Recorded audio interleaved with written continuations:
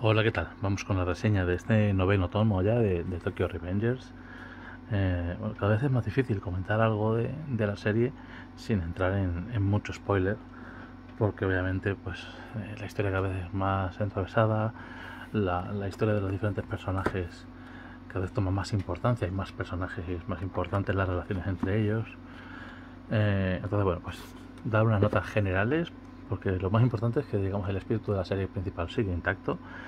Es cierto que ya después de 9 tomos en los que la trama gira en torno a lo mismo, es decir, las peleas entre bandas y el intento del protagonista por descubrir qué es lo que ha llevado a la muerte de su antigua novia. Y bueno, ver que por mucho que se esfuerce sigue ocurriendo lo mismo siempre. En este tomo, que recordemos en el anterior, bueno, algo de spoiler, pero como he dicho, obviamente ver la review del tomo 9 entiendo porque al menos hasta el 8 se ha leído, si no, pues como digo, obviamente algún elemento importante de los tomos anteriores siempre puede caer. Siempre intento que al menos del tomo que se está analizando no haya ningún spoiler importante. Pues como decía, en el tomo anterior había ocurrido algo que hacía que ya el protagonista no pudiera regresar a su época actual, se tuviera que quedar en el pasado.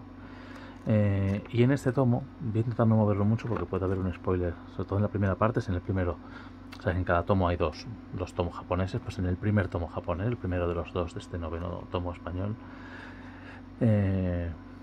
sucede la muerte de un personaje, si no principal, digamos un secundario de primer nivel de la serie.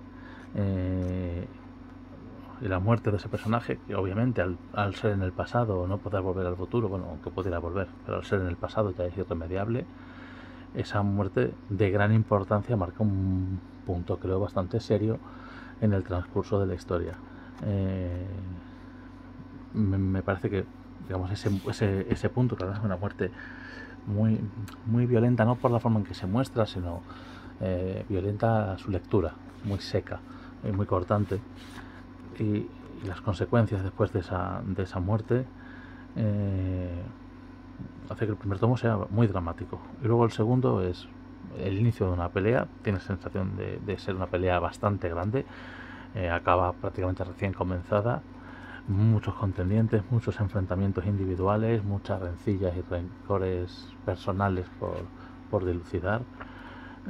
Es un tomo, como digo, de mucha acción, muy dramático, pero que es totalmente abierto. Es decir, es una serie en la que parece siempre que no pasa nada, pero sí que hay pequeños cambios en los personajes que van marcando el transcurrir de la serie.